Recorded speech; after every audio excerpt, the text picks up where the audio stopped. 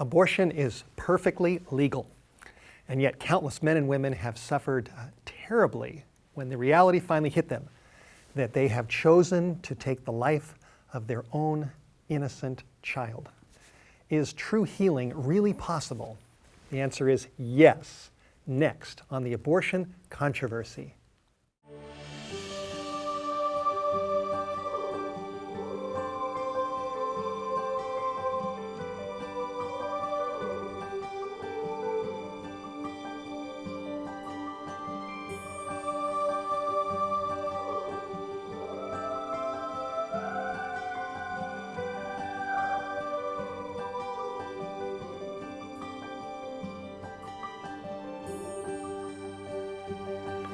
Thank you for tuning in to part 11 of a 13-part series called The Abortion Controversy. We are dealing with huge issues. Today, again, my guest is Dianne Wagner. She had 2 abortions. She suffered more than I'll ever know, or you'll ever know, or anybody except God really will ever know. And yet she has truly found healing. And today she's going to go into some of the details that she has not shared before as to how she found that healing. Dianne, wow. Before we came together this time, I know you were outside taking a walk, you were praying, spending time with God, getting ready for this segment. And I'm sure it's very emotional, but let me just hold your hand here. Thank you for your courage. I appreciate to be that. willing to talk about this. And a lot of people need this. And as you've told me, women have come to you in the past telling you how grateful they are that you have actually opened up and that you're talking about this. That's what motivates me to keep telling my story, because of people's response to it. That's what's brought me here. Thank you for your invitation. You're welcome. You know, I have experienced the Lord's redemptive power in my life like I never knew existed. And it's made a huge impact on me. And I know what God means now when He says that all things can work together for the good. You know, the things that we may be victim to and had no choice or say, and the things that we suffer because of a choice we made or a decision we made, that He can make all things work together for the good. Yeah, that's such a... What a promise. It is. You know, it's so I love wonderful. that. It is. You know, when I think of Peter, just quickly, he denied Jesus 3 times. The Bible says he wept bitterly. Oh. And yet the Lord still loved him, and He used that situation to turn Peter's life so far around that on the day of Pentecost, God was able to use him to change and convert 3,000 people. Amazing. So God can take evil and He can turn it around and He can bring good out of it. That's right. He is a wonderful God. The Lord reigns. That's right. Well, how I looked at it was, you know, the God who created us, and He had this plan of salvation in place before we even needed it. He sees those sins we try to hide. You know, He watched as His Son's beard was being plucked out, His face spit at. You know, that same God loves even me, you know, after seeing all this. And when I know that same God has the power to not only forgive, but to restore a post-abortive woman or man. Someone who's taken the life of the most innocent of us all, you know, her own baby. That's a hard one. And I don't think it's humanly possible for us to even grasp that kind of love. It's supernatural. It's beyond what humans in themselves can give or understand. It's huge. So you've told us some of the details in the past, but you're going to go into some new territory. Yeah, today. I gave my heart to the Lord when I was 15.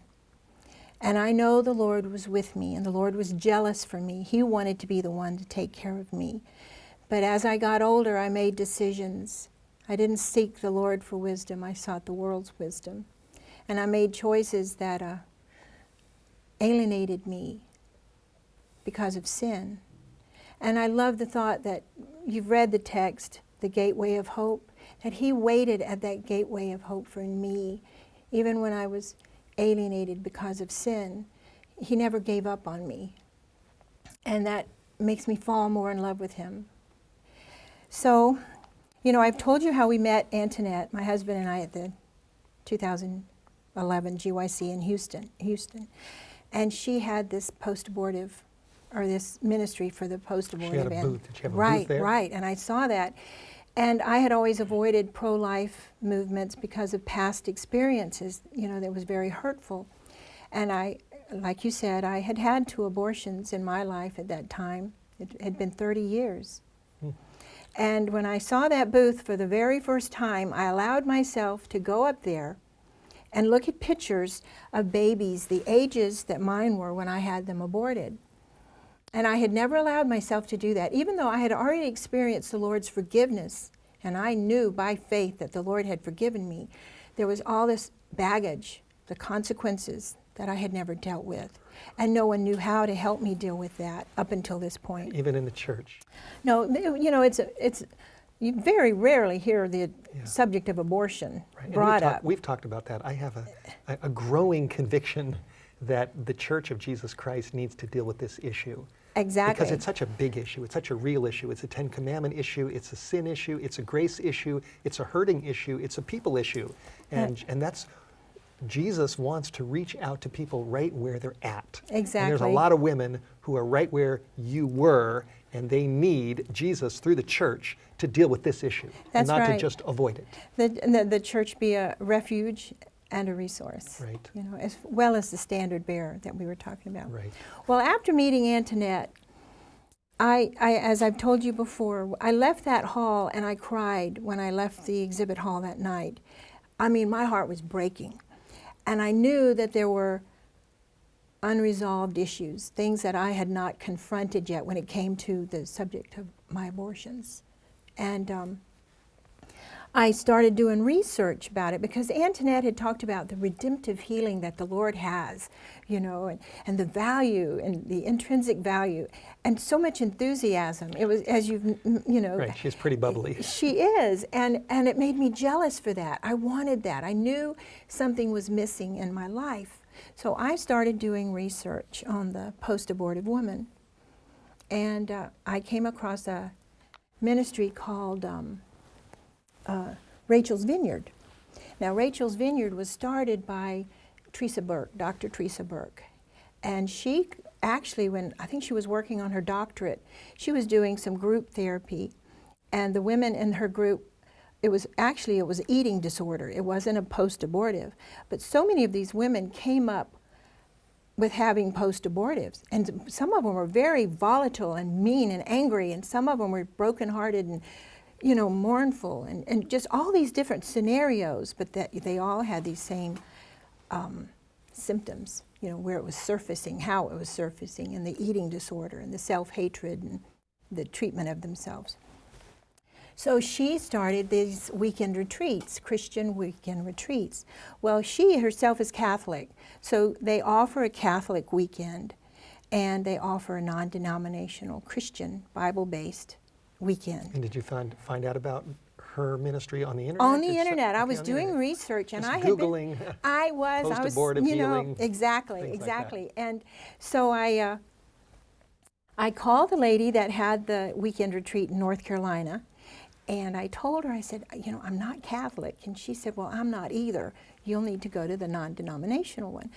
She was wonderful. And what is just such a difference from the last time I had reached out. Because if you'll remember, the last time I had actually called somebody was that 800 hotline number, and I was just broken then. I hadn't even had, confessed my sin of abortion yet. And the woman was, well, abortion is murder. Don't you? So bang, don't you, Yeah. right. So, I just hung up the phone, and I didn't want anything to do with it. And so this woman was very kind. In fact, in the weeks before the retreat, I got a card from her, and I got a little letter encouraging, this is going to make such an impact on your life. Good for her. And it was, it was just amazing. Really? But the week before that retreat, I absolutely panicked. I had the same anxiety and fear and literally shaking. In fact, one day I went to my husband's office and I climbed up in his lap, and I was just, that pitiful because I was so afraid of confronting something that I had stuffed, so deeply. So, and he was awesome. He was totally supportive of me doing that. And I went, and I know now it was the devil. The devil did Trying to keep not you away. want me to experience full redemption. Now, was this a weekend or a week? It was a or- weekend, a long weekend. And how many other women were there? I'm assuming were there women and men or just women? Well, there was about 4 other women and a man. Okay. And it was, you know, I want to look at my notes because I don't want to miss anything, but I had friends praying for me. Antionette, of course, was praying for me, and then I had 3 other friends that the entire weekend, you know, they were praying for me. And then when I got there, I realized that this Rachel's Vineyard retreat, they have people praying around the clock the entire weekend, just for us, you know, coming for this. They see the importance of us addressing these issues. Was it in a house? Well, it was a really big farmhouse Okay. that was made to accommodate, you know, weekend retreats and stuff like that. So Nice rural setting. And it was peaceful. beautiful. It Good. was beautiful. So it was a wonderful retreat, and I can honestly say I've never been so ministered to in my life as I had been that weekend. They were very attentive, and it was a safe environment. Where we felt, you know, we could share our stories in confidence.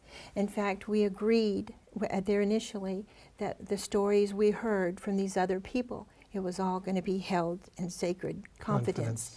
Because people were bearing their souls, you know, and their stories and heartbreaking stories. And because of that, you know, we became very close, and we wept together, and we prayed together, and we confessed together. And we shared each other's pain, and by sharing each other's pain, we validated, you know, what we had been going through. And we were given the opportunity to dedicate our babies. Now, you know, the babies that I have that are now all grown, you know, I dedicated them when they were babies. We went to the church in the front, and the pastor. We did the same thing. Right, with and Seth that was. Abby. But I had never thought of dedicating my own unborn babies. But I had never allowed myself to even acknowledge them, you know, much less go to that. It's like a closet that you were a shut deep tight, black closet. and that weekend opened the door. It did, and it's okay. It's safe here. You know, we're going to go where you need to go. You know, so it was then that I really felt the healing when we had the dedication ceremony. It was incredible. And was it for both of your babies? Yes, it was for both of the babies that I had aborted, and in my little book, you know, I share that I had 2 miscarriages. So actually there were 4 babies that I had lost because the miscarriages were on the heels of abortions. And were they for sure because of the abortion? I don't know. But very likely it could be. And so they encourage us to include those babies, which was, I thought, very important.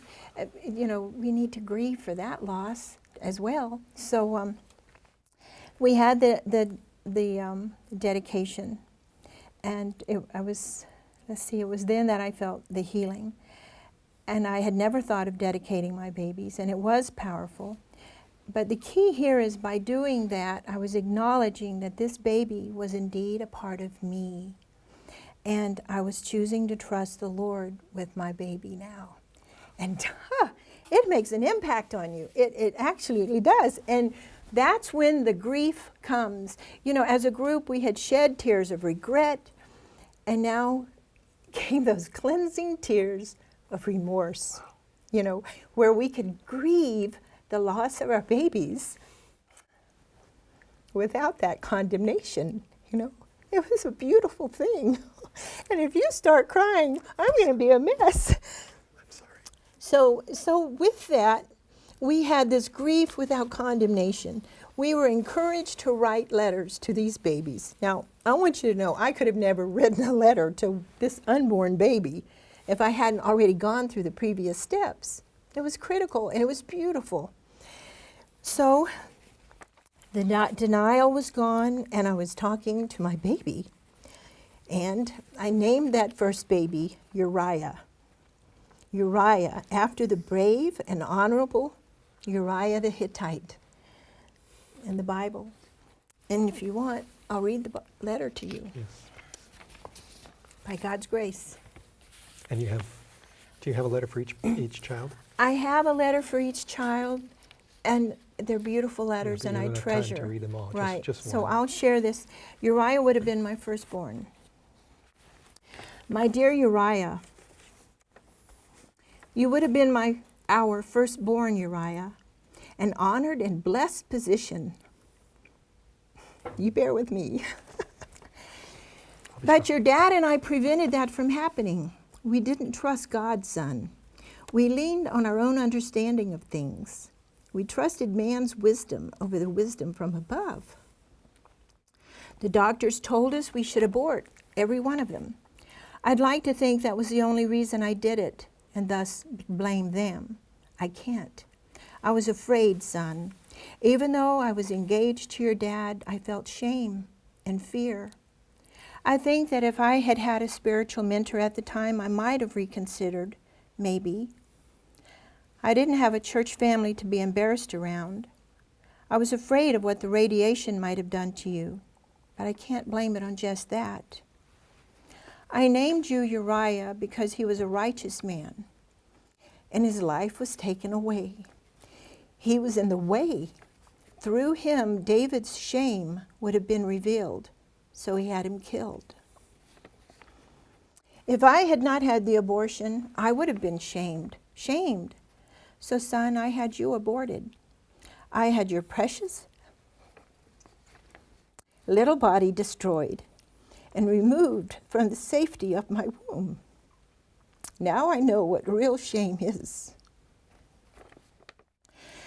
You would have been 31 years old by now, son. You would have been big and beautiful and strong. But I took it away. I am sorry, son. I am so sorry. I look forward to the day when we are reunited. I want to hold you close to my heart and thank Jesus for forgiving me and giving you back to me. I love you, Uriah, Mommy. Well, as you can imagine, there was a lot of tears shed that day. I had 4 letters to read. Another lady had 4 letters. The gentleman there had 2 letters. And each one of us had a way of memorializing. Some had maybe a poem they had written, just different ways that they wanted to always remember this child that they had not had. And so I came up with this, and I'd like to show it to you. Now, was this part of Rachel's direction? It was. This is what they directed you to do? Well, they encouraged us that if there was something we wanted to do, and at the time, to be honest, I didn't know what to expect when I went.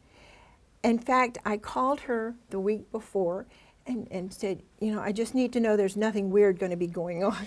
I was like venturing out on territory, but I wanted the Lord's redemptive power in my life so bad, and I wanted healing, and I didn't understand the significance of acknowledging these babies and giving myself permission to grieve. It's okay to grieve, Dianne. The Lord has forgiven you. Now forgive yourself. And that is the hardest part, to forgive, yourself. So I thought about the what kind of memorial, and I remember going to the store and thinking, okay, maybe a little baby doll. And there was no baby doll. I went to the office to David and I cried. It's like, I don't know what to do. I can't find anything. He goes, well, let's just look at something on the internet. So he's the one who really helped me steer in this direction. And we found these adorable little babies. And I'd like to show this to you. I have one for each one. Here's Uriah's. It's a little box with the baby feet. And when you open it, there's just a little baby. And this is not like something I keep out, for everyone to see. I keep it tucked away in my pajama drawer, but it is my little memorial for Uriah. And it has helped in the healing. We don't allow ourselves to heal, and that's very sad, and that's why I encourage everyone to plug into some kind of post-abortive. It has made a new woman out of me. Wow.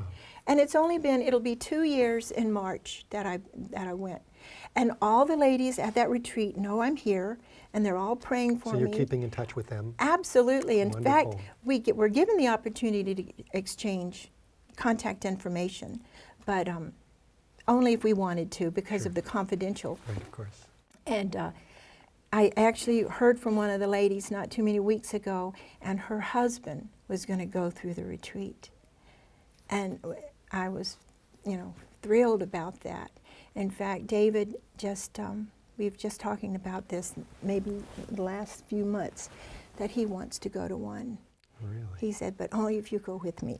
Wow. So.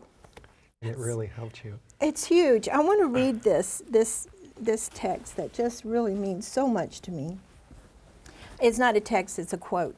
I usually, when I give a presentation, I read the whole thing, but I won't read the whole thing here. But the reason I'm reading this is because the men and women who are out there hearing this watching this, need to hear this. Satan stands at our right hand to accuse us, and our advocate stands at God's right hand to plead for us. We have reason to have hope. He has never lost a case that has been committed to him.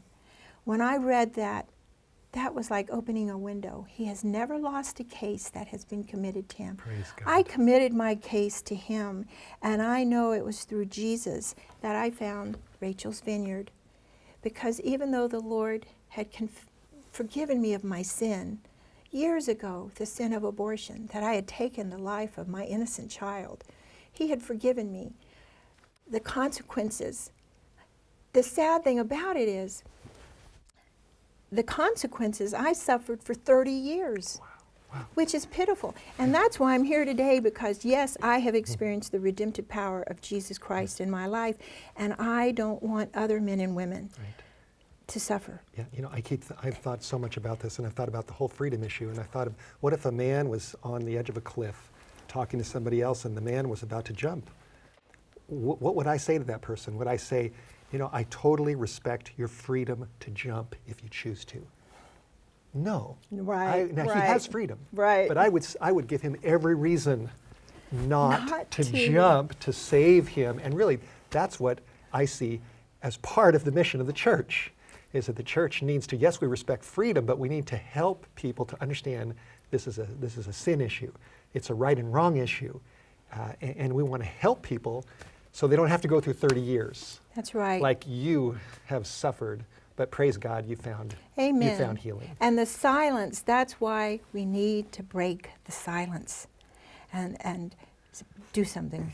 I got it. You mentioned the men too. As I've been thinking about this, there was something that really hit me the other day, that if I knew that a woman that I was with became pregnant, and through our consultation or whatever, she chose to have an abortion, and I finally realized what I had done later on. This is something that would really minister to me. I've been just thinking about this, about Jesus. It says in John 1:10 that he was in the world and the world was made through him. That Jesus is the maker of everything. There's another verse in Acts 3:15 that says that he is the Prince of Life. And I've just thought about that. I thought, what if it was my baby that was aborted? For me to realize that not only is Jesus the Prince of Life who made that child that was supposed to grow full term, and I contributed to the death of my own son or daughter, the same Jesus who made that child made me. And that he came down into Mary's womb, and he came full term. And then he grew up, and he lived for me, and he suffered, and he died at the end of his life, and he rose. And this is, I guess my point is that he made my baby, but he also made me, and he loves the baby, and he loves me so much that he became a baby, and he grew up, and he did all that to let me know that he loves me too. And that thought just hit me one day, and I thought, that would really help the healing process for me. And I know God uses different insights and ways, and I'm so thankful that he's used that retreat to help you. It was huge.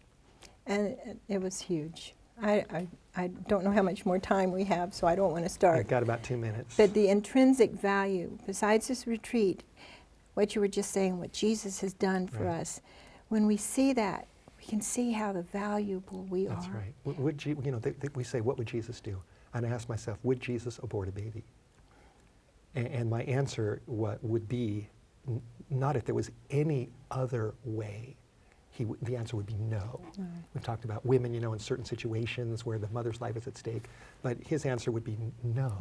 If there's any other way, because he's the author of that life. That's right. And he's the author of your life. And Dianne, your testimony is helping a lot of people. Well, thank you for letting me share it. Thank you. You're very welcome. And I'm assuming people can contact you in the future if they are struggling. They can find Rachel's Vineyard. And they can find Mafgia Ministry. Absolutely. And they can get the information that they need to help with the healing process. Well, as we wind this up, I'm glad I'm not bawling. I could be. I cry quite a bit. I was a little worried when I think myself of my kids. Well, about me. I want to finish this up with a verse in the book of Revelation. I've shared this many times as a pastor and as a speaker and as a writer. Revelation chapter 21, verses 4 and 5 says that one of these days God will wipe away all tears from their eyes, and there will be no more death, neither sorrow nor crying, neither shall there be any more pain, for the former things will all pass away. And he that sat upon the throne said, Behold, I make all things new. And he said to me, Write, for these words are true, and they are faithful. The Bible is the truth. God is the truth. Life is from him. And whatever you've done, if you're a man who has contributed to an abortion, if you're a woman who's had an abortion, you've heard Dianne's story. You've heard the word of God. Jesus says, those who come to me, I will never cast out. And someday, all tears will be gone. And we invite you to get to know that God right now. Dianne Wagner shares her life-changing story in today's free offer, Redeemed, a Gateway of Hope. If you have been blessed by these programs and would like a powerful sharing book to give to women who need to hear this message of hope, call 1-800-782-4253. That's 1-800-782-4253. Or you can write to Whitehorse Media, P.O. Box 1139, Newport, Washington 99156, or order online at whitehorsemedia.com. If you have been blessed by today's program and would like to help Whitehorse Media with your financial support, you can call our toll-free number listed on the screen or donate online at whitehorsemedia.com. We solicit your prayers for our ministry, and we thank you for any gift, large or small, to help us reach people with the gospel.